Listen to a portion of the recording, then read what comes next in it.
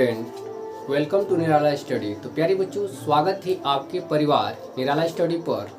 तो प्यारे बच्चों, आज हम लोग यहाँ पर सीखने वाले हैं, आपका क्वेश्चन बैंक है 2017 का। सी का मतलब आप समझते हैं, कंपार्टमेंट होता है इसका, ठीक है। तो अब देखिए क्वेश्चन से हम लोग को ज़्यादा मतलब रखना है कि क्वेश्चन आपको क्या सिखा रहा है और किस तरह से आप सीख रहे हैं और कैसे कैसे आप सीख रहे हैं और सीखते हुए चलना है, समझते हुए। तो इसी के साथ सभी दोस्तों को गुड मॉर्निंग, राधे राधे, जय श्री राम, जय माता दी। देखिए दोस्तों, एकदम बिल्कुल आराम से क्वेश्चन देखिए, कह रहा है का पहला कि मूल क्रिस्टल तंत्र की संख्या बताना है। तो मूल क्रिस्टल तंत्र की जो संख्या होता है वो कितना होता है? 7 होता है। मूल क्रिस्टल तंत्र की संख्या कितनी होती है? 7 होती है। आप पढ़े होंगे, यूनिट 1 में ही दिया था। अब देखिए यहाँ पर मूल क्रिस्टल तंत्रों की संख्या जो है कितनी होती है? 7 होती है। इसका कुछ ट्रिक भी आपको बताए थे हम, और इसका वीडियो भी आपको मिल जाएगा, ठीक है, हम लोग के चैनल पर। तो देखिए यहाँ पर लिखे हम NS ट्रिक, यानी निराला स्टडी ट्रिक। यहाँ ट्रिक क्या है कि सातों को आप कैसे याद रख सकते हैं और किस तरह से आप समझ सकते हैं। देखिए C2 हर MCTC, C2 हर MCTC, इसका मतलब क्या होगा? C का देखिए मतलब हो गया आपका क्या? क्यूबिक। हिंदी इसका होगा आपका घनीय। T से होता है टेट्रागोनल, इसका हिंदी होता है द्विसमलंबाक्ष। आगे चलिए, यहाँ पर क्या आ रहा है? O। तो O से क्या है? ऑर्थोरम्बिक होता है। क्या होता है? ऑर्थोरम्बिक। ऑर्थोरम्बिक को बोला जाता है विषम लंबाक्ष। चौथा जो है देखिए HER, हर से, यानी H से हो जाएगा क्या आपका? हेक्सागोनल। ध्यान दीजिएगा, हेक्सागोनल ये क्या होता है? षटकोणीय इसका होता है, ठीक है। और 6 नंबर है जो आपका मोनोक्लिनिक, यानी एकलताछ होता है। और 7 नंबर है ट्राइक्लिनिक, यानी तिरंताछ होता है। तो इस तरह से ये 7 गो क्या होता है? मूल क्रिस्टल तंत्र होता है। लेकिन यहाँ पर ऑर्थोरम्बिक का एक चीज आप समझिए। देखिए ऑर्थोरम्बिक हम क्यों समझा रहे हैं? क्योंकि ऑर्थोरम्बिक से यहाँ पर एक क्वेश्चन दिया है, ठीक है। तो इसलिए आप ऑर्थोरम्बिक का ध्यान से समझिए कि कैसे होता है इसमें। तो देखिए इसमें क्या होता है कि इस तरह से इसका संरचना होता है, ध्यान दीजिएगा। ये होता है आपका A, ये हो जाएगा B, और ये हो जाएगा क्या? C, ठीक है। अब इसमें जो है, इसमें ये होता है आपका अल्फा, ये हो गया आपका क्या? बीटा, और ये हो गया क्या? गामा। यानी ABC जो है आपका, ठीक है, ये बराबर नहीं होता है। इसमें क्या होता है? A not equal to B बराबर नहीं है, इसका मतलब होता है C। यानी A, B और C क्या है? बराबर नहीं है। किस में होता है? ऑर्थोरम्बिक में होता है। किस में होता है? ऑर्थोरम्बिक में। अब देखिए यहाँ पर खास चीज क्या है कि ये अल्फा बराबर बीटा बराबर गामा जो है क्या होता है? 90 डिग्री होता है, 90 डिग्री होता है। ये आपको हम क्यों समझा रहे हैं? क्योंकि देखिए अगला क्वेश्चन इसी कंसेप्ट से आपको पता चल जाएगा कि इसका आंसर क्या होगा। अब आइए हम लोग क्वेश्चन को समझते हैं। यहाँ पर आपको क्या बताएं? ये सिर्फ एक का बताएं हम, ऑर्थोरम्बिक का। ऑर्थोरम्बिक का इसमें देखिए A, B और ये क्या हो गया? C हो गया। तो A, B और C जो होता है, ये तीनों क्या होता है? बराबर नहीं होता है। लेकिन इसमें अल्फा, बीटा और गामा तीनों पर क्या होता है? 90 डिग्री का कोण बनता है, यानी 90 डिग्री का बराबर होता है, ठीक है। 90 डिग्री क्या होता है? बराबर होता है। अब आइए 2 नंबर क्वेश्चन को देखते हैं हम लोग। देखिए दूसरा क्वेश्चन क्या कह रहा है कि क्रिस्टल तंत्र AB में निम्नलिखित में से किस क्रिस्टल तंत्र में A not equal to B और C एवं अल्फा बराबर है बीटा बराबर है क्या? गामा, यानी 90 डिग्री पैमाने को ही बोला जाता है क्या? पैरामीटर वर्तमान में रहता है। तो कौन सा हो जाएगा इसका आंसर? ये हो जाएगा आपका ऑर्थोरम्बिक। कौन सा हो जाएगा? ऑर्थोरम्बिक हो जाएगा, ठीक है। अब देखिए 4 नंबर क्वेश्चन, ये न्यूमेरिकल है, इसको हम बनवाएंगे, लेकिन आपको आंसर यहाँ पर बताते हैं 4 और 5, ताकि इस बोर्ड को हम क्या करेंगे? साफ करेंगे, ठीक है। तब यहाँ पर बनेगा न्यूमेरिकल है। तो इसका आंसर तो आपको हम पहले बता दें कि इसका आंसर कौन सा हो जाएगा? D हो जाएगा। लेकिन इसको कैलकुलेशन कर लाना है आपको, ठीक है। देखिए बिल्कुल सिंपल से ये 3 नंबर का हम लोग हल करेंगे, लेकिन 4 और 5 का पहले आंसर आप देख लीजिए, क्योंकि ये क्वेश्चन जो है बहुत बार रिपीट कर दिया है, अगर आप शुरू से देखते हुए आ रहे हैं तो। देखिए चौथा क्वेश्चन कर रहे कि निम्न में कौन बिलियन का अणु संख्या गुणधर्म नहीं है? तो नहीं है, तो देखिए 4 गो जो होता है, जैसे हिमांक का अवनमन, क्वथनांक का उन्नयन, वाष्प दाब में सापेक्षिक नमन और प्रासरणिक दाब, ये जो होता है अणु संख्या क्या होता है, गुणधर्म होता है। लेकिन क्वेश्चन में क्या पूछा है, गौर फरमाइए, करे कि कौन गुणधर्म नहीं है, अणु संख्या गुणधर्म नहीं है, तो नहीं कौन सा हो जाएगा, यानी प्रकाशीय क्रियाशीलता, यानी इसका आंसर क्या हो जाएगा, डी हो जाएगा। 4 का कौन सा होगा, डी। और ये बहुत बार रिपीट कर दिया है क्वेश्चन, ठीक है, बहुत बार इसको हम समझाए हैं। देखिए 5वां क्वेश्चन, ये भी रिपीट किया हुआ क्वेश्चन है, कह रहा है कि फैराडे का द्वितीय विद्युत विच्छेदन नियम संबंधित है, यानी किससे संबंधित है, तो प्यारे बच्चों ये आपका संबंधित है विद्युत अपघट्य के क्या, समतुल्य भार से, विद्युत अपघट्य के समतुल्य भार से। तो चलिए अब हम लोग 3 नंबर क्वेश्चन को क्या करते हैं, हल करते हैं, एकदम आराम से समझेंगे और समझते हुए चलेंगे और सीखते हुए कि हम कैसे कैसे कर रहे हैं और आप किस तरह से समझ पा रहे हैं। तो यहाँ तक आपको क्या कर रहे हैं, मिटा रहे हैं, इसको आप स्क्रीनशॉट ले लीजिएगा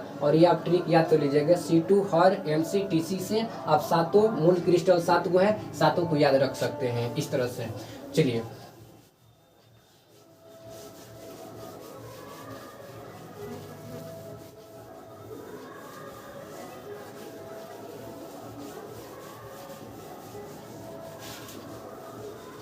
अब देखिए कोई भी न्यूमेरिकल है, आपको आराम से क्या करना है, उसको पढ़ना है, समझना है, ठीक है, और बनाना है। कह रहा है कि एक जलीय घोल, ठीक है, एक जलीय घोल का हिमांक जो है कितना है, यानी 0.186 डिग्री है। अगर केफ बराबर आपको दे दिया है कितना, 1.86, आप केवी बराबर भी दे दिया है 0.512 हो तो इस जलीय घोल का क्वथनांक का उन्नयन क्या होगा, ये बताना है। तो देखिए बहुत सी ये क्वेश्चन जो है बिल्कुल एकदम आपका क्या है, सिंपल है। सबसे पहले आप देखिए यहाँ पर, चूंकि जलीय विलयन का हिमांक तो ये दे दिया है, यहाँ से लेकर यहाँ तक आप देखिएगा तो ये मान आपको दिया हुआ है, ठीक है। चूंकि जलीय विलयन का हिमांक, तो इसको किससे दर्शाते हैं हम लोग, यानी इसको दर्शा लेंगे एकदम आराम से देखिएगा, यानी TF, और ये क्या है, सोल्यूशन है तो S लगा देते हैं। सोल्यूशन के लिए क्या होता है, S होता है, ठीक है। और बराबर इसका मान कितना दिया है, -0.186 डिग्री क्या सेल्सियस दिया है। केफ का भी मान दे दिया है, ध्यान से देखिए, केफ बराबर आपका कितना दिया है, 1.86। उसके बाद केवी बराबर भी दे दिया है, केवी बराबर कितना दिया है, यानी 0.512 दिया है, और कुछ दिया है। तो कह रहा है कि इस जलीय घोल का क्वथनांक का उन्नयन ज्ञात कीजिए। क्वथनांक का क्या करना है, उन्नयन ज्ञात करना है आपको, ठीक है, यानी हिमांक का उन्नयन भी ज्ञात करना है, और डेल्टा, यानी इसको दर्शाया जाता है किससे, यानी डेल्टा टीवी से, ठीक है। जलीय घोल का क्वथनांक उन्नयन क्या होगा, यानी तो इसको किससे दर्शाते हैं, डेल्टा टीवी से, डेल्टा टीवी से, यही हम लोग को क्या करना है, निकालना है। लेकिन इससे पहले आपको डेल्टा TF भी निकालना पड़ेगा। TF क्या होता है आपका, यानी हिमांक का अवनमन, चूंकि हम लोग लिख सकते हैं क्या होगा, हिमांक का अवनमन, हिमांक का क्या हो जाएगा, अवनमन। तो देखिए हिमांक का अवनमन कैसे निकालते हैं हम लोग, ये जो मान आपको दिया है, तो इसको क्या करेंगे हम लोग, इसको निकालने के लिए, डेल्टा TF निकालने के लिए आपको क्या करना है, 0 माइनस, क्योंकि वाटर क्या कितना होता है, 0 होता है। चलिए इसको फार्मूला पहले लिख देते हैं, ठीक है। फार्मूला आपका हो जाएगा यहाँ पर, बिल्कुल देखिए आराम से, TF water minus delta TF, sorry यहाँ पर इसका मान, हाँ ये हो जाएगा TFS। अब यही इसी में से घटा लेंगे, और नहीं तो आप बिल्कुल समझिए कि जलीय घोल का हिमांक दिया रहे ना, जो माइनस में दिया रहे उसको आप क्या कीजिए, प्लस में कर लीजिए, बस ये कुछ होगा नहीं, इसका मान जो है क्या हो जाएगा, प्लस में हो जाएगा। तो देखिए इसका मान जो है तो वाटर का कितना होता है, 0, और माइनस TFS का मान यहाँ पर दिया है, तो ये हो जाएगा -0.186 डिग्री सेल्सियस। हटाइए इसको मान को, अब इसको हल करेंगे तो ये क्या हो जाएगा, प्लस में 0.186 हो जाएगा। यानी यहाँ से आप क्या निकाल लिए, डेल्टा TF आपका मतलब आ गया, यानी हिमांक का अवनमन आ गया, ठीक है। अब देखिए, अब कुछ नहीं करना है, डेल्टा टीवी बराबर फार्मूला क्या होता है, फार्मूला लगाएंगे और क्या करेंगे, मान को रख देंगे। तो यहाँ पर देखिए आप, डेल्टा टीवी बराबर फार्मूला होता है, ठीक है, टी एफ बटा में के एफ गुणे क्या, के बी। ठीक है, देखिए डेल्टा टी एफ का मान आपका कितना है, 0.186, बटा में के एफ का मान यहाँ पर दिया ही है, कितना दिया है, 1.86, के बी का मान कितना दिया है यहाँ पर, ध्यान से देखिए, यानी 0.512 दिया है। अब चलिए, ये ऊपर वाला 186 हो जाएगा और नीचे भी आपका 186 हो जाएगा। ये 0.2 अंक के बाद है तो 1 पर 2 जीरो हो जाएगा, ठीक है। और ऊपर वाला देखिए, दशमलव के बाद कितना अंक है, 3 गो, तो 1 पर कितना हो जाएगा, 3 गो जीरो हो जाएगा, गुणे 0.512, ठीक है। अब इसको देखिए, इसको आप इसको भी हटा लीजिए तो ये हो जाएगा आपका कितना, यहाँ पर हो जाएगा 0.001 पर 3 हो जाएगा, दशमलव के बाद 3 है। अब देखिए जो कट रहा है काट दीजिए, 1 2, तो इसमें का 2 को कट गया, ये 186 से 186 कट जाएगा एकदम बिल्कुल। कितना बचा, ऊपर बचा है 512 और नीचे बचा है आपका कितना, 10,000, 3 4 ठीक है। अब इसको भाग दीजिएगा, तो भाग दीजिएगा तो ये देखिए 1 2 3 4, तो 4 स्थान के बाद बैठेगा दशमलव, तो 1 2 3, यहाँ पर एक जीरो लगा है, 0.0512, यही आपका क्या हो गया, आंसर हो गया। तो पहले तो आंसर आपको पढ़ी हम बता दिए थे, आप इसको क्या करेंगे, स्क्रीनशॉट ले लेंगे। चलिए अब हम लोग, ये दोस्तों यहाँ पर देखिए 6 नंबर क्वेश्चन, 6 नंबर क्वेश्चन कह रहा है कि अभिक्रिया, ठीक है, और ये रिएक्शन आपको दिया हुआ है, ठीक है, कह रहा है कि अभिक्रिया की कोटि है, यानी अभिक्रिया की कोटि क्या है, तो अभिक्रिया का कोटि यहाँ पर हो जाएगा प्यारे बच्चों कितना, यानी सी हो जाएगा। लेकिन कैसे होगा, इस चीज को आप एकदम आराम से क्या करेंगे, समझ लेंगे और समझते हुए चलेंगे और हंसते हुए और मुस्कुराते हुए, ठीक है। तो आइए ध्यान दीजिएगा एकदम गौर से, ठीक है, इधर से आपको आराम से समझना है। देखिए इसमें होता क्या है कि जो ऑप्शन, ये तो हम आपको बता दिए कि सी होगा, ठीक है, लेकिन कैसे होगा इस चीज को आप समझिए। देखिए H और प्लस में क्या, H2O, ध्यान दीजिए, जब ये आपस में क्रिया करता है तो ये हाइड्रोनियम आयन देता है, क्या देता है, हाइड्रोनियम आयन। आप भी जानते हैं H3O पर क्या होता है, प्लस होता है, या ये आपको क्या दे सकता है, H पर प्लस दे सकता है, H पर प्लस, ठीक है। ये क्या होता है, एक्वा सॉल्यूशन में होता है।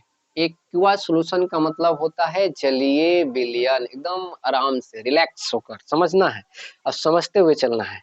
अब देखिए रेट ऑफ रिएक्शन जो होता है, ध्यान दीजिएगा, यहाँ पर एकदम आराम से आपको क्या करना है, समझना है। रेट ऑफ रिएक्शन जो होता है, ये क्या होता है, समानुपाती होता है किसके, रिजेंट के, रिजेंट के, ठीक है। तो इसमें रिजेंट देखिए क्या होगा, एकदम आराम से, तो रेट ऑफ रिएक्शन क्या होगा,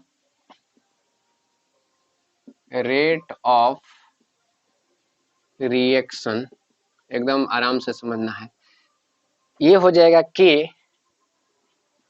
और क्या, रिजेंट।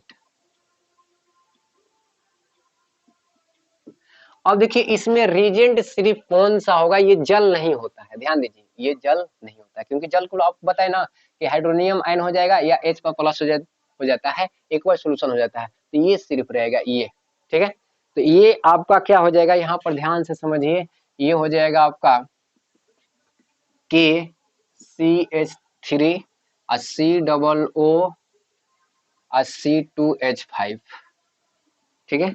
अब इस पर देखिए कुछ घात नहीं दिया है, अगर यहाँ पर कोई संख्या मान लीजिए नहीं दिया है तो एक छुपा हुआ रहता है, तो यहाँ पर क्या हो जाएगा, एक हो जाएगा, देख लीजिएगा इधर कार है ना, ठीक है, तो एक हो जाएगा, तो इसलिए इसका क्या हो जाएगा, कोटि जो होगा कितना होगा, एक होगा, यानी ऑप्शन नंबर कौन सा हो जाएगा, सी हो जाएगा। उम्मीद करते हैं कि आप लोग सारे चीज यहाँ तक समझ गए होंगे, कोई दिक्कत नहीं हुआ होगा, ठीक है। उधर क्या गया है ना, ठीक है। चलिए नेक्स्ट क्वेश्चन। अब देखिए जितना और क्वेश्चन आपको 7 से लेकर ये 7 नंबर क्वेश्चन को देखिए आप एकदम आराम से, कह रहा है कि P2O5 अच्छा है, क्या अच्छा एक है? तो ये देखिए P2O5 जो होता है एक क्या होता है, अवशोषक होता है। अवशोषक का मतलब क्या होता है, अपने में सोख लेगा। अपने में क्या करता है, ये सोख लेता है। एकदम आराम से समझिए, अपने में क्या करता है, सोख लेता है। क्या करेगा, अपने में सोख लेगा। जैसे P2O5 जो है एक क्या होता है, जल अवशोषक होता है। क्या होता है, जल अवशोषक। इसको बोला जाता है डिहाइड्राइज एजेंट। जैसे में आपका हो जाएगा, चीनी भी हो जाएगा, ठीक है, कागज भी हो जाएगा। ठीक, तो चलिए अब हम लोग आगे चलते हैं। इसको आप याद कर लीजिएगा कि P2O5 जो है अच्छा एक है, क्या है, अवशोषक है। ठीक है, अब देखिए ये क्वेश्चन बार बार रिपीट कर रहा है क्वेश्चन को। ठीक है, ऐसा ही थोड़ा इधर उधर कर कर क्वेश्चन बहुत रिपीट कर रहा है पीछे से, तो इसलिए ज्यादा टाइम हम लोग नहीं देंगे, जल्दी जल्दी समझेंगे। जिंक ब्लेड अयस्क का संधारण किस विधि से होता है? देखिए जिंक ब्लेड अयस्क का फॉर्मूला क्या होता है, ZNS होता है, यही ना होता है। आपको बताए थे, कई बार बता चुके कि अगर जिसमें एस अगर आपको दिखाई दे दिया ना सल्फाइड, वो किस विधि से होता है, यानी फेन उत्प्लवन विधि से। तो ऑप्शन नंबर कौन सा हो जाएगा, आपका सी हो जाएगा। ठीक है, अब देखिए 9 नंबर क्वेश्चन का सभी बच्चे क्या करेंगे, कमेंट बॉक्स में कमेंट करेंगे कि इसका आंसर कौन सा होगा, क्योंकि ये क्वेश्चन कम से कम 5 6 बार क्या हो गया, रिपीट हो गया। ये पूछ रहा है कि कॉपर पाइराइट का सूत्र है, तो आप लोग कमेंट कर कर बताएंगे कि 9 नंबर का आंसर ए में कौन सा होगा, ए होगा, बी होगा, सी होगा, डी होगा। ठीक है, तो इस तरह से आप लोग के लिए छोड़ देते हैं। 10 नंबर देखिए क्वेश्चन करे कि निम्न में कौन पी खंड का तत्व नहीं है, यानी पी में नहीं आना चाहिए। अरे यहाँ पर ऑप्शन गबड़ा गया है क्या, यहाँ पर होगा सी नंबर में आपका मैग्नीशियम। ठीक है, ये देखिए एसएन है, फास्फोरस है, बेरियम है, तो ये सारा का सारा ये देखिए ये आपका जो है ये पी ब्लॉक में आएगा। जब इसका क्या करेंगे, इलेक्ट्रॉनिक विन्यास बनाइएगा, तो ये सारा का सारा कौन से में आएगा, पी में। और ये जो आपका सी है ये मैग्नीशियम है। मैग्नीशियम का अगर इलेक्ट्रॉनिक विन्यास बनाते हैं तो देखिए इसका होता है कितना, 12 होता है। और नियोन ले लीजिएगा तो ये 10 हो जाएगा। ठीक है, अब 4 हीलियम नियोन, हीलियम नियोन, तो ये हो जाएगा 3s कितना, 2 हो जाएगा। तो किस में आ गया, एस में। तो ये कह रहा है कि पी खंड का तत्व नहीं होना चाहिए, तो कौन नहीं होगा, यानी सी होगा। ऑप्शन नंबर कौन सा, सी। अब देखिए 11 नंबर क्वेश्चन कर है कि निम्न में सबसे परबल अम्ल कौन है। तो प्यारे बच्चों, परबल अम्ल को आप समझने के लिए थोड़ा सा ध्यान देंगे कि परबल अम्ल को हम लोग कैसे समझते हैं। देखिए परबल अम्ल को आपको समझने के लिए क्या करना है, इसमें सारा का सारा, चलिए ऊपर वाला हम मिटाते हैं इस क्वेश्चन को, थोड़ा सा आप लोग लिख लीजिएगा इसको। ठीक है, देखिए निम्न में सबसे परबल अम्ल कौन है। अगर यहाँ पर हम बात करें तो देखिए एकदम आराम से देखिए इसको, तो फ्लोरीन, क्लोरीन, ब्रोमीन और ये क्या होता है, आयोडीन होता है। फ्लोरीन, क्लोरीन, ब्रोमीन और क्या होता है, आयोडीन। देखिए सब सारा का सारा यहाँ पर आप देखेंगे तो एक ही ग्रुप का तत्व दिया है। इसमें हाइड्रोजन क्या है, सब में कॉमन है। हाइड्रोजन रहेगा तभी तो अम्ल रहेगा। ठीक है, तो हाइड्रोजन सब में क्या है, कॉमन है। तो देखिए इधर जो है परबलता बढ़ता है, परबल होता है। चलिए ये इधर हम लोग लिख लेते हैं कि परबल होता है। ठीक है, और इधर आपका क्या होता है, दुर्लभ, दुर्बल होता है, दुर्बल होता है अम्ल। इधर परबल अम्ल लिखिए एकदम आराम से। ठीक है, तो देखिए कहने का मतलब ये है कि अगर सब में हम क्या करेंगे, एच लगा देंगे, गौर से देखिएगा, एच एच एच एच, तो ही ना हो गया क्वेश्चन। तो इधर क्या होता है कि इस साइड में आप देखेंगे तो दुर्बल अम्ल होता है, अगर इधर से आएंगे तो, और इधर वाला क्या होता है, प्रबल होता है। तो सबसे प्रबल कौन है, HI है, उसके बाद HBr है, उसके बाद क्या है, HCl है, और सबसे कौन है, HF क्या है आपका। दुर्बल में अगर पूछता तो HF हो जाता, और प्रबल में पूछा है तो क्या हो जाएगा, HI हो जाएगा। ठीक है, तो अब इसका मतलब क्या हुआ कि आपको क्वेश्चन एकदम आराम से पढ़ना है। निम्न में सबसे प्रबल अम्ल कौन है, तो ऑप्शन नंबर कौन सा हो जाएगा, डी हो जाएगा। ठीक है, अब आइए नेक्स्ट क्वेश्चन पर हम लोग चलते हैं। निम्न में कौन प्रथम संक्रमण श्रेणी के तत्व, निम्न में कौन प्रथम संकरण संकरण या प्रसंकरण भी बोला जाता है, तत्वों की श्रेणी का सदस्य नहीं है। नहीं पूछ रहा है तो देखिए यहाँ पर ऑप्शन नंबर कौन सा, सी हो जाएगा, क्योंकि ये मैग्नीशियम है, अभी अभी बनाए हम लोग, तो ये किस ग्रुप में आता है, तो एस ब्लॉक में। संक्रमण तत्वों किसे कहते हैं, डी ब्लॉक के तत्वों को कहते हैं। तो ऑप्शन नंबर कौन सा हो जाएगा, सी। अब देखिए 13 नंबर जो क्वेश्चन है, कई बार इसको हम बता चुके हैं, ठीक है। अगर आप शुरू से वीडियो नहीं देखे हैं तो शुरू से आप वीडियो देख लीजिए, बिल्कुल आपको विस्तार से बताया गया है। अब ये क्वेश्चन जो इधर रिपीट कर रहा है उसको हम लोग डिटेल नहीं कर पा रहे हैं, ठीक है। तो इसलिए आप देखिए यहाँ पर आंसर कौन सा हो जाएगा, ऑप्शन नंबर सी हो जाएगा। ऑप्शन नंबर कौन सा होगा, सी होगा, ठीक है। इसको भी विस्तार से बताया गया है, रिपीटेड क्वेश्चन है। अब देखिए इसमें क्या कह रहा है कि CONH3C Cl3 किस प्रकार का जटिल यौगिक है। तो देखिए ये वाला जो है ना, ये नेगेटिव वाला होता है, क्लोरीन जो होता है नेगेटिव होता है, तो नेगेटिव है तो ये क्या होगा, धनायनीय जटिल यौगिक होगा, क्योंकि नेगेटिव को पॉजिटिव आकर्षित करता है, तो इसलिए इसका ऑप्शन नंबर कौन सा हो जाएगा, ए हो जाएगा, धनायनीय जटिल यौगिक। 14 तक हो गया आपका क्वेश्चन। चलिए अब हम लोग नेक्स्ट क्वेश्चन को देखते हैं। देखिए 15 नंबर क्वेश्चन क्या कह रहा है, बिल्कुल आपको आराम से क्या करना है, समझना है और समझते हुए चलना है और मुस्कुराते हुए चलना है। ध्यान दीजिए 15 नंबर क्वेश्चन क्या कर रहा है कि दिए गए अभिक्रिया, ठीक है, यहाँ पर आपको ये दिया है और ये HI से कह रहा है कि अभिक्रिया करा रहे हैं हम लोग, ठीक है।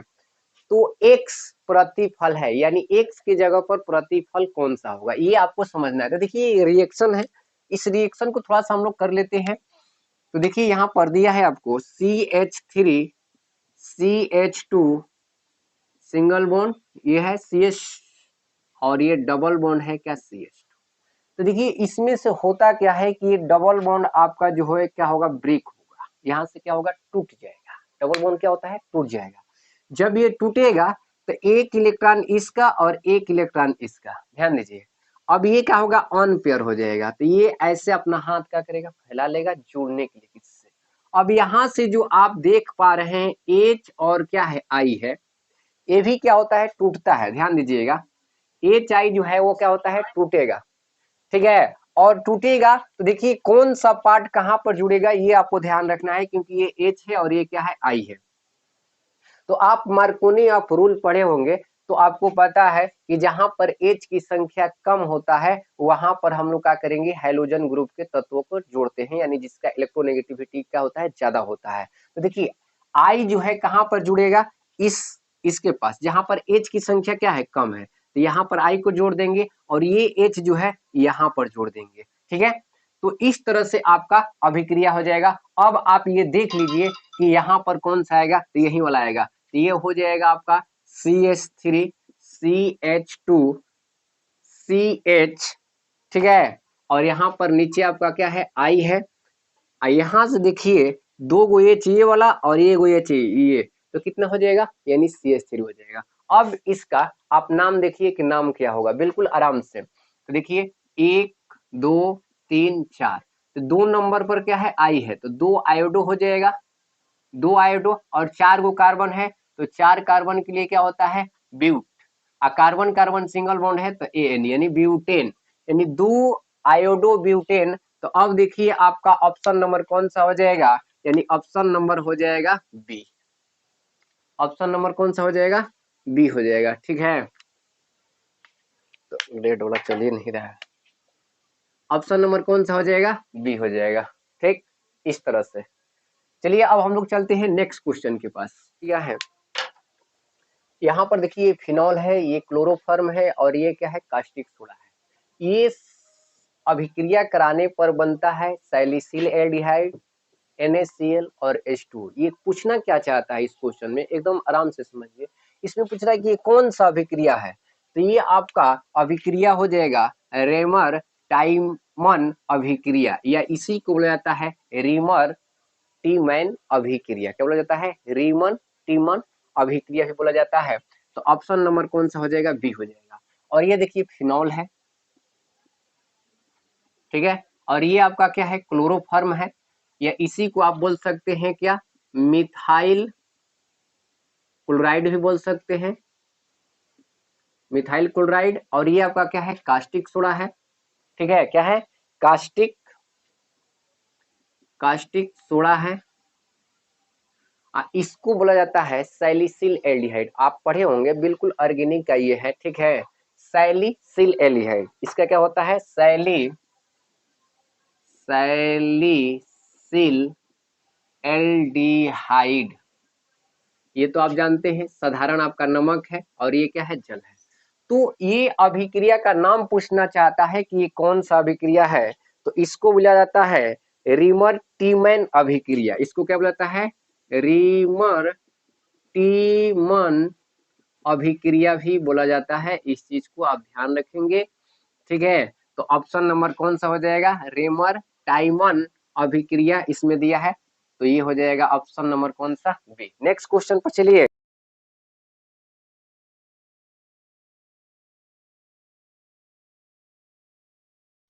तो प्यारे बच्चों ये देखिए 17 नंबर क्वेश्चन क्या कर रहा है कि ग्लिसरॉल है, ग्लिसरॉल क्या है। देखिए कई बार ये क्वेश्चन बता भी चुके हैं हम, रिपीट कर रहा है बहुत, एकदम वेरी वेरी इंपॉर्टेंट क्वेश्चन है। तो प्यारे बच्चों सबसे पहले हम लोग ग्लिसरॉल का संरचना देखते हैं कि होता कैसे है। देखिए CH2OH, CHOH, फिर CH2 और ये क्या होता है, OH होता है। तो देखिए यहाँ पर आप देख पा रहे हैं कि OH कितने बड़ा है, 1 2 3, ये क्या हो जाएगा, ट्राई हाइड्रिक एल्कोहल है। क्या है, ट्राई हाइड्रिक एल्कोहल। देखिए ट्राई हाइड्रिक यानी OH को क्या बोला जाता है, हाइड्रिक बोला जाता है, और ये क्या है, एल्कोहल है। तो ऑप्शन नंबर आपका कौन सा हो जाएगा, एकदम आराम से देखिए 17 नंबर का ऑप्शन हो जाएगा आपका क्या, सी फॉर कैट, ठीक है। यानी आंसर कौन सा हो जाएगा, सी हो जाएगा। अब देखिए इसका जो मॉडर्न नाम है वो क्या होगा, एकदम आराम से देखिए। इसको अगर 1 2 3, तो इस ये कितने कार्बन है, 3 कार्बन, ठीक है। ये मॉडर्न नाम है, इसका नेम है। तो देखिए 1 2 3 वो है आपका क्या, कार्बन। तो 3 कार्बन के लिए क्या होता है, प्रोप होता है, आप जानते हैं बिल्कुल। देखिए क्या होता है, 3 कार्बन के लिए आप जानते हैं प्रोप होता है, और कार्बन कार्बन क्या है, सिंगल बॉन्ड। तो सिंगल बॉन्ड के लिए क्या हो जाएगा, AN यानी प्रोपेन, ठीक है। और E को हटा देंगे। अब देखिए 1 2 और 3, 1 नंबर पर भी, 2 नंबर पर भी, और क्या 3 नंबर पर भी आपका क्या है, OH है। तो OH के लिए क्या लगता है, OH के लिए क्या लगता है, OL लगता है, लेकिन ट्राई लगेगा, क्यों, क्योंकि 3 वो एक ही जैसा है। तो प्रोपेन 1 2 3 ट्राई क्या होगा, ऑल होगा। ये क्या है, मॉडर्न नाम है, आज हम लोग लिखते हैं। लेकिन ओल्ड नाम क्या होता है, इसको भी आप समझेंगे। देखिए ओल्ड नाम में क्या था, इसको पहले लिखा जाता था किसको, यानी 1 2 3, ठीक है, और उसके बाद लिखा जाता था आपका क्या, ट्राई। ध्यान दीजिएगा, इसको क्या लिखा जाता है, try hydric, hydric try hydroxy लिखा जाता है, ट्राई हाइड्रोक्सी, और ये हो जाएगा आपका क्या, एल्कोहल। तो ये देखिए ट्राई हाइड्रोक्सी आपका एल्कोहल, एल्कोहल उसको बोल सकते हैं। तो कौन सा ऑप्शन होगा, ऑप्शन नंबर हो जाएगा आपका सी। नेक्स्ट क्वेश्चन पर चलते हैं प्यारे बच्चों, ठीक है। तब तक इसको आप लोग समझ कर क्या कीजिए, नोट कर लीजिए। नोट करते हुए चलिए चलिए अब हम लोग चलते हैं नेक्स्ट क्वेश्चन पर। 18 नंबर क्वेश्चन देखिए, 18 नंबर क्वेश्चन देखिए। 18 नंबर क्वेश्चन क्या कर रहा है कि केनिजारो अभिक्रिया देता है। तो केनिजारो अभिक्रिया वही देगा जो अल्फा हाइड्रोजन क्या होगा, विहीन होगा। तो देखिए इसमें अल्फा हाइड्रोजन विहीन कौन है, इसका मतलब क्या होता है, जिस मान लीजिए ऑप्शन नंबर जो ए है, इसको अगर हम जांच करें कि ये केनिजारो अभिक्रिया है या नहीं है, कह रहा है कि केनिजारो अभिक्रिया देता है। तो कौन सा केनिजारो अभिक्रिया देता है, तो इसके लिए आपको बिल्कुल सिंपल से ये ध्यान रखना है कि जो अल्फा हाइड्रोजन क्या होता है, विहीन होता है, यानी अल्फा हाइड्रोजन नहीं होगा, वही आपका केनिजारो अभिक्रिया होगा। तो देखिए पहला ऑप्शन को हम लोग जांच करते हैं। तो ये हो गया आपका CH3 और ये है CHO। तो ये देखिए यहाँ पर गौर से, ये है एक क्रियात्मक समूह है, और क्रियात्मक समूह से जुड़ा हुआ जो कार्बन रहता है वो क्या होता है, अल्फा कार्बन होता है। क्या होता है, अल्फा कार्बन होता है। तो अल्फा अगर कार्बन है तो इस पर देखिए हाइड्रोजन भी है, तो अल्फा हाइड्रोजन आ गया। तो ये तो नहीं होगा, ठीक है, ये नहीं देगा केनिजारो अभिक्रिया। चलिए अब बी नंबर को देखते हैं। तो देखिए ये हो गया H और ये हो गया CHO। तो ये हो गया आपका क्या, एक थर्मल एल्डिहाइड, यानी CHO जो है आपका क्या है, एल्डिहाइड ग्रुप है, और एल्डिहाइड से जुड़ा हुआ कोई कार्बन है नहीं है। तो इसका मतलब ये जो है आपको किनिजारो अभिक्रिया देगा, क्योंकि अल्फा हाइड्रोजन यहाँ पर नहीं है, यानी ऑप्शन नंबर कौन सा हो जाएगा, बी हो जाएगा। इसको बोला जाता है फॉर्मल एल्डिहाइड, HCHO, ठीक है, फॉर्मल एल्डिहाइड। यही आपको क्या करेगा, किनिजारो अभिक्रिया देगा। और ये भी कई बार क्वेश्चन प्यारे बच्चों रिपीट कर रहा है, तो इसलिए आप गौर से इसको ध्यान से समझ लेंगे। कंसेप्ट अगर आपको जानकारी रहेगा तो बिल्कुल आप आराम से कर सकते हैं। अब देखिए ये 19 नंबर क्वेश्चन थोड़ा ध्यान से देखिएगा। ये क्वेश्चन रिएक्शन है और ऑर्गेनिक से है। कह रहा है एसिटिक अम्ल है ये, यानी CH3 और COOH, ठीक है, या इथेनोइक एसिड ही बोलते हैं। ये कह रहा है कि अमोनिया से अभिक्रिया कर कर ए क्या होगा, प्रतिफल में प्रतिफल बी, आपको बी बताना है कि बी कौन सा होगा। तो ये रिएक्शन को एकदम आप आराम से क्या करेंगे, समझेंगे। देखिए सबसे पहले इस रिएक्शन को आप देखिए, ये हो जाएगा, ऊपर हम इसको बना रहे हैं CH3, ठीक है, और ये हो जाएगा इस तरह से डबल बॉन्ड, ये हो जाएगा क्या, OH। अब प्लस में यहाँ पर हो जाएगा आपका क्या, NH2, और एक H इधर ले लिया जाए। ध्यान से समझिए इसको गौर से, ठीक है, कि कैसे हो रहा है और आप किस तरह से इसको समझ पा रहे हैं। अब देखिए प्यारे बच्चों होता क्या है, हमने कुछ किया नहीं है, यहाँ से आपको क्या किए हैं, इसको संरचना के रूप में लिख दिए हैं। तो ये देखिए यहाँ का OH और ये वाला H, ध्यान दीजिएगा, ये क्या होगा, ठीक है, ये आपस में क्या करेगा, जुड़ जाएगा। आपस में जुड़ जाएगा तो क्या बना देगा, जल बना देगा, ठीक है, जल बना देगा। तो यहाँ पर देखिए ए की जगह पर कौन आ रहा है, ए की जगह पर आपका आ जाएगा CH3, carbon to oxygen double bond है, यहाँ से OH निकल गया, और ये जो है NH2 यहाँ पर आकर क्या हो जाएगा, जुड़ जाएगा। यहाँ पर NH2 क्या हो जाएगा, जुड़ जाएगा। ये एमाइड ग्रुप में आ गया, ठीक है, क्योंकि हम लोग को ये इसको ए है, तो ए से हम लोग को नहीं मतलब है, क्योंकि ये पूछ रहा है कि प्रतिफल बी है, बी कौन सा है ये बताना है। तो बी देखिए आपको बताना है, तो एक स्टेप और आपको करना है। थोड़ा सा क्वेश्चन ही थोड़ा एक रिएक्शन में यहाँ पर ध्यान दीजिएगा, आगे इस तरह से दिया है P2O5 है, और यहाँ पर B की जगह पर कौन सा आएगा ये हम लोग को पता करना है।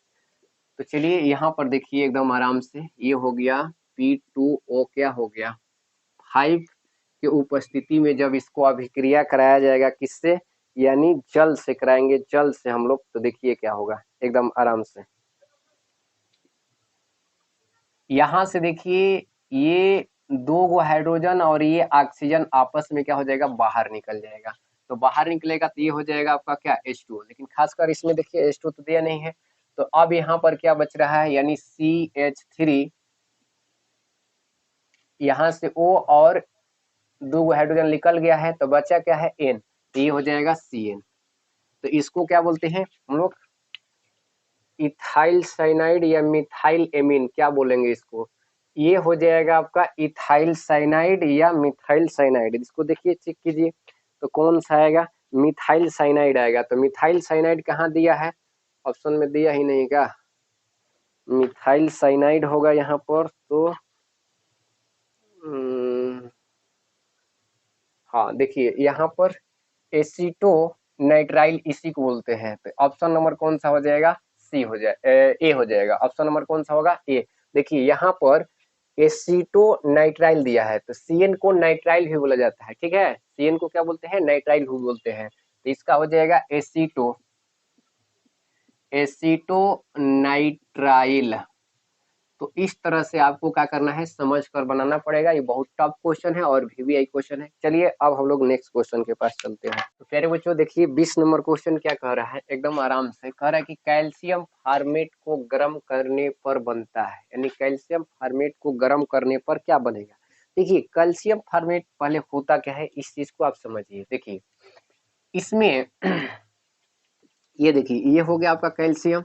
अब फर्मेट का मतलब क्या होता है, यहाँ पर एकदम आराम से आप क्या करेंगे, समझेंगे, ठीक है। फर्मेट का मतलब क्या होता है कि HCl को फर्मेट बोलते हैं। लेकिन यहाँ से H जो है क्या हो जाता है, विस्थापन हो जाता है।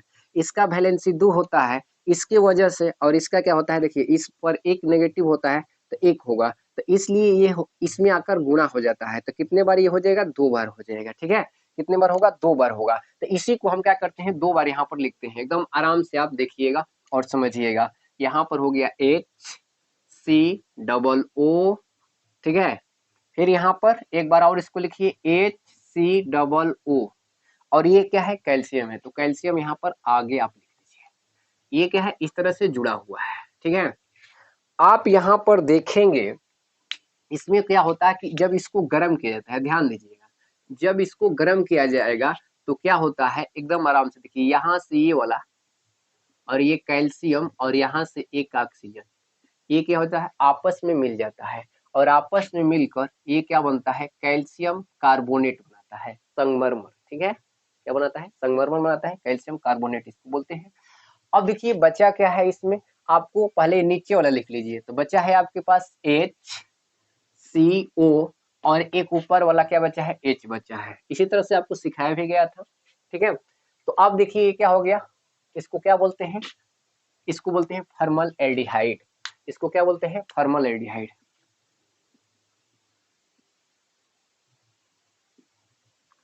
ये क्या है, फॉर्मल एल्डिहाइड है। तो ऑप्शन नंबर देखिए अब क्या हो जाएगा, ऑप्शन नंबर हो जाएगा आपका, ऑप्शन नंबर हो जाएगा ए फॉर एप्पल, ठीक है।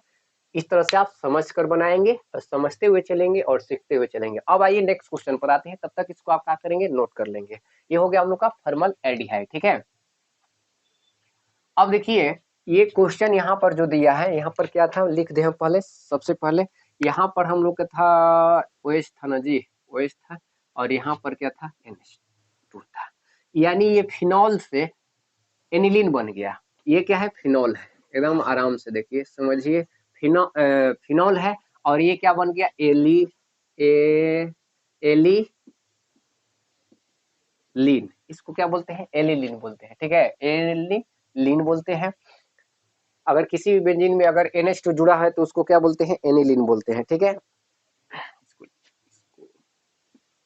एनिलीन बोलते हैं, ठीक है, एनिलीन बोलते हैं। आप समझिए कि एक्स पर आपसे ये पूछ रहा है कि एक्स के जगह पर क्या आएगा, एक्स के जगह पर आपको क्या आएगा, ये आपको क्या करना है, बताना है कि एक्स के जगह पर आपको क्या आएगा।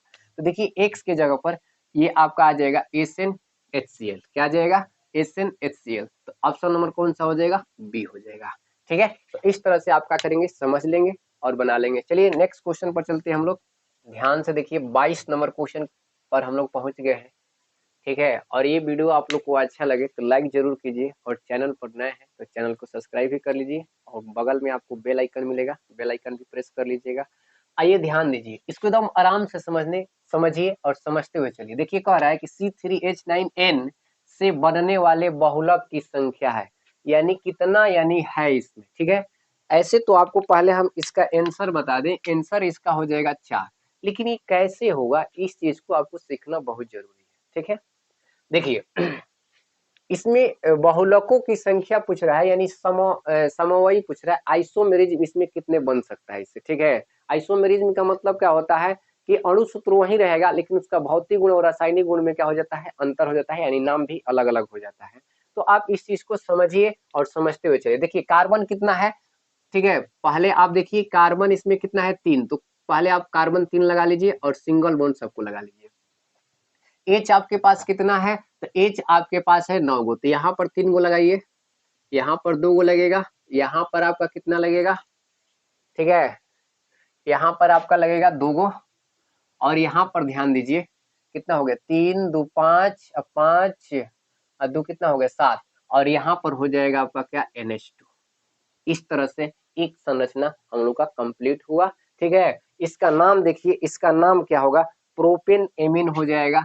इधर से काउंट करेंगे तो 1 2 3, तो इसका नाम क्या हो जाएगा, प्रोपेन, ठीक है, एमीन। आपको लिखना भी सिखाए थे हम कि कैसे लिखा जाता है इसको। अब चलिए आगे चलते हैं हम लोग, दूसरा देखिए कि कैसे बनेगा। सबसे पहले आपका CH3 CH, इधर CH3 लिख लीजिए। अब NH2 को यहाँ पर जोड़ दीजिए। बस ये ध्यान में रखते हुए आपको चलना है कि ना इसमें हाइड्रोजन बढ़ना चाहिए, ना कार्बन बढ़ना चाहिए, ना नाइट्रोजन बढ़ना चाहिए, लेकिन उसका नाम और संरचना अलग अलग होना चाहिए, भौतिक गुण अलग अलग होना चाहिए, और रासायनिक गुण। अब इसका नाम देखिए क्या हो जाएगा, इसको काउंट कर लेते हैं तो 1 2 3, यहाँ पर 3 तक हो गया। तो इसका नाम आप देखिए एकदम आराम से, इसका नाम हो जाएगा प्रोपेन। तीनों को तो कार्बन है तो क्या हो जाएगा प्रोपेन, और 2 नंबर पर NH2 आया है तो 2 क्या हो जाएगा एमीन हो जाएगा। NH2 को क्या बोलते हैं एमीन बोलते हैं। ठीक है, ये 2 को हो गया। अब देखिए तीसरा, इसमें 4 वो बनेगा, 4 से अधिक आपका नहीं बनेगा। अब देखिए इसमें हम लोग कैसे कर सकते हैं, तो CH3, ठीक है, यहाँ पर आप जोड़ लीजिए NH, ध्यान दीजिएगा NH, और यहाँ पर हो जाएगा आपका CH2, और इधर हो जाएगा आपका क्या CH3। देखिए 3 3 6 6 2 8 1 9, 9 का हाइड्रोजन है, कार्बन आपका 3 गो है। तो अब इसका नाम हम लोग कैसे लिखेंगे, एक को साइड चेन मान लेंगे। तो ये चलिए ये हो गया हम लोग का एक क्या साइड चेन, तो N पर जुड़ा है तो ये हो जाएगा N मिथाइल, N क्या मिथाइल, और इधर कितना है आपका 1 2, तो 2 के लिए क्या होता है, 2 के लिए आप बताइए क्या होता है, 2 के लिए आपका इथेन होता है, इथेन एमीन हो जाएगा। ठीक है, एमीन हो जाएगा, N मिथाइल इथेन एमीन। ठीक है, अब चलिए एक और बन सकता है इसमें, तो ये चौथा हो गया।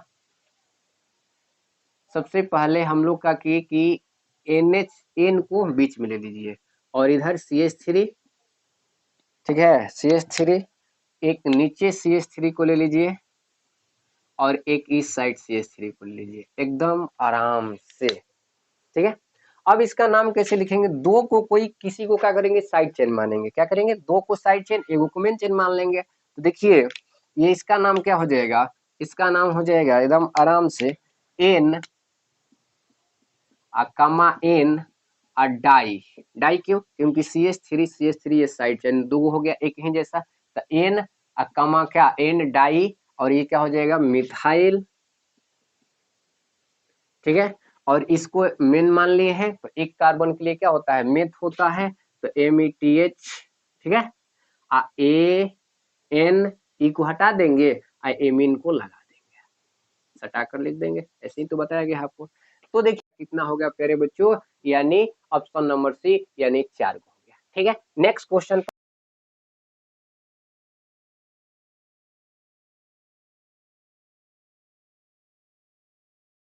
तो प्यारे बच्चों क्वेश्चन नंबर आप 23 नंबर क्वेश्चन देखिए, यहाँ पर आपको दिखाई दे रहा होगा। क्वेश्चन क्या कर रहा है कि अगर इन घुल्य पदार्थ के मोलों की संख्या, छोटका n जो है क्या है घुल्य है, घुल्य का मतलब क्या होता है, ये आपका विलायक है, विलय है, सॉरी क्या है विलय है, विलय है। अब ये देखिए कह रहा है कि बड़का n क्या है घोलक है, इसमें घुल रहा है, इसका मतलब ये क्या है विलायक है, ये क्या है विलायक है। एकदम आराम से देखिएगा प्यारे बच्चों, ठीक है, और समझिएगा। अब कह रहा है कि मोलों की संख्या हो तो, मोलों की संख्या हो तो घुल्य के मतलब जानते हैं क्या होता है बिलियन होता है, क्या होता है बिलियन के मूल परभाज है, यानी मूल परभाज इसमें कौन है ये आपको बताना है। तो देखिए मूल परभाज को प्यारे बच्चों मूल अंश भी कहा जाता है, क्या कहा जाता है मूल अंश भी। एकदम आराम से गौर से देखिए आप, तो यहां पर पहले आप फार्मूला समझिए कि मूल अंश, मूल अंश या इसी को बोला जाता है मूल परभाज, मूल परभाज, मूल परभाज। तो फार्मूला क्या होता है, विलय की मोलों की संख्या, विलय की मोलों की संख्या बटा में होता है विलय प्लस, विलय प्लस विलायक की मोलों की संख्या, मोलों की संख्या एकदम आराम से। ठीक है,